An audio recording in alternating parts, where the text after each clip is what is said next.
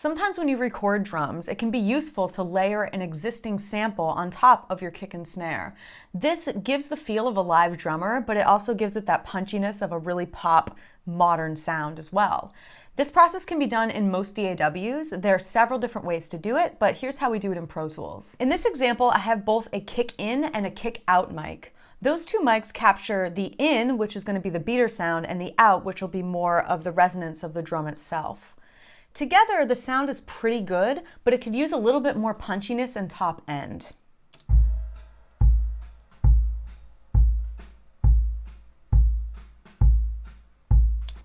We could try to EQ out that top end, but sometimes that has a negative effect on the actual sound. However, if we layer in a sample, we can make up for whatever we're losing in the sound that we hear already that was recorded with the mics. So I already chose a sample for this. It sounds like this. When choosing a sample, you want to find something that is going to make up for whatever you feel is lacking in the recording itself. Don't just choose a sample out of nowhere. Try to find something that's going to be complementary. The reason that I chose this one is because it has that nice top end and a lot of nice low sub as well to fill out the bottom end too. In order to do this, I'm going to drag it into Pro Tools. And it would be really tedious for me to go through and manually place this sample everywhere. So there's a little trick with Pro Tools that's called tab to transient, which allows us to identify the transients and paste these samples only where we want them to be. Again, like I said, other DAWs and other programs do have this process available. This is just one way to do it. In order to get this sample to be placed where I want it, I'm going to Command-C on a Mac or Control-C on a PC to copy it. And then I'm just going to get rid of it. In order to identify where my samples are that I want to replace, I need to click on the actual track where the recording is, hold down Shift, and then click again in the empty track where I'm going to place the sample. This will allow us to identify the transients and paste the sample at the same time. If I go back to the beginning, and then if I hit Tab, you'll see that my cursor starts moving to the transients every time I hit Tab.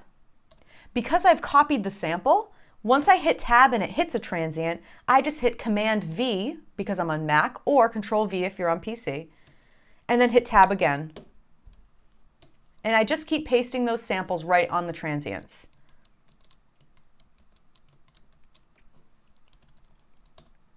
So here's what it sounds like with the sample.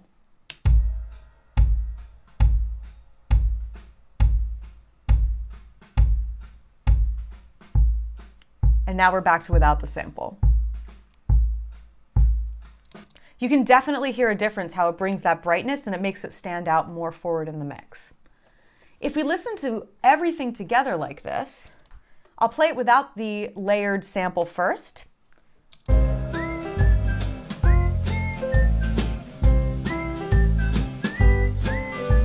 Notice how the kick doesn't really have a lot of presence, but if we bring in that layered sample,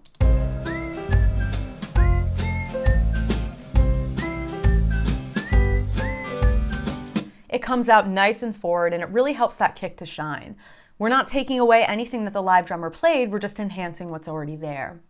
This is very useful for snares as well, so you can choose whatever sample you want to layer over a live player. If you have a recording of live drums and you love the feel of a live player, but you want to give it more of a modern sound, just make sure that you choose a sample that's going to be complementary to the sounds that you already have, and you can experiment with other techniques as well, like adding a clap on top of a snare, for example.